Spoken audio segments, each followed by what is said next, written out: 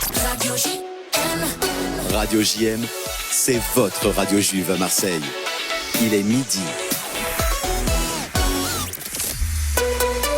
Radio JM, information. Toute l'actu sur Radio JM, présentée par Nathan Sperling. Bonjour à tous, nous sommes le vendredi 3 janvier, il est midi et voici l'actualité en Israël.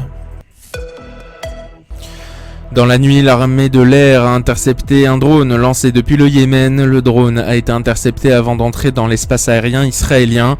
Aucune alerte n'a été déclenchée conformément à la politique en vigueur. Des débris ont été localisés dans la cour d'une maison dans la localité de Har Gilo au Gush Etzion, causant des dommages sur place. Un des mineurs a été appelé sur les lieux.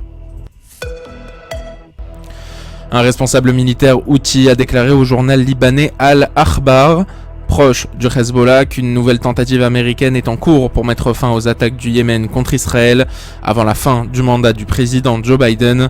Mais une source politique de la capitale yéménite a affirmé, je cite, « Notre position n'est pas négociable. La décision de la guerre contre Gaza se trouve à Washington ».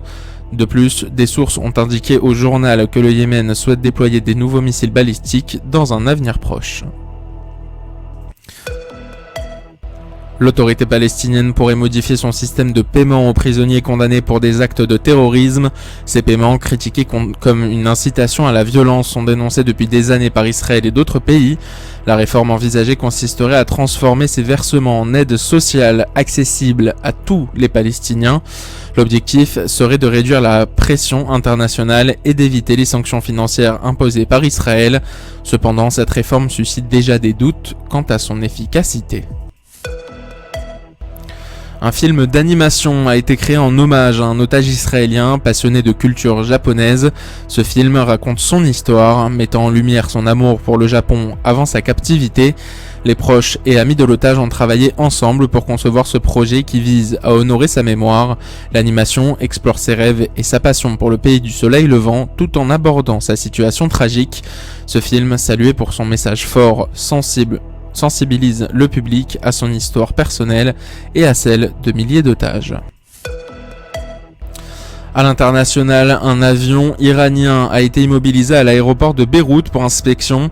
Il est soupçonné de transporter d'importantes sommes d'argent pour le Hezbollah. Ces fonds seraient destinés à soutenir les activités de l'organisation chiite au Liban. Les autorités libanaises affirment mener une enquête approfondie. Pour le moment, aucun détail officiel sur la cargaison n'a été communiqué.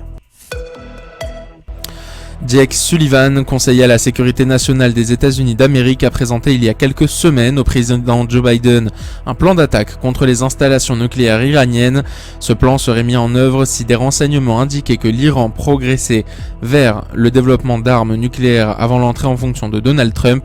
Biden n'aurait pas donné son feu vert à l'opération. Selon le rapport, je cite, « Le président Biden et l'équipe de sécurité nationale ont discuté de diverses options et scénarios lors de la réunion qui s'est tenue il y a environ un mois. Il n'a pas pris de décision finale. » Fin de citation. Les Pays-Bas ont décidé d'ouvrir au public les dossiers de 425 000 collaborateurs présumés avec le régime nazi. Cette décision a été prise dans le cadre d'une initiative pour éclaircir le passé de la Seconde Guerre mondiale. Les dossiers, qui contiennent des informations sur les activités de ces individus pendant l'occupation, sont désormais accessibles en ligne. L'objectif est de permettre aux descendants des victimes et aux historiens de mieux comprendre cette période sombre de l'histoire néerlandaise. Certains dossiers comportent des noms de personnes ayant collaboré activement avec les nazis. D'autres évoquent des cas de participation moins clairs. Un peu d'insouciance avec le chanteur et acteur Idan Hamedi qui s'est produit devant des centaines d'enfants touchés par le deuil dans le sud d'Israël à l'occasion d'un camp hivernal qui a été organisé pour Hanouka.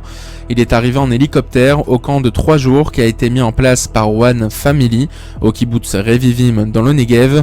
Il a surpris les 400 campeurs âgés de 8 à 18 ans. Ces jeunes enfants ont tous en commun d'avoir perdu un parent, un frère ou une sœur lors d'une attaque terroriste ou d'une guerre. Voilà pour l'actualité en Israël. Prochain rendez-vous avec l'information à 14h pour le journal de Steve Nadjar. Une bonne et heureuse année civile à tous et à toutes. Shabbat Shalom à tous et bonne écoute sur les ondes de Radio JM. Retrouvez dès maintenant toute l'actualité en téléchargeant l'application Radio JM ou sur radiojm.fr.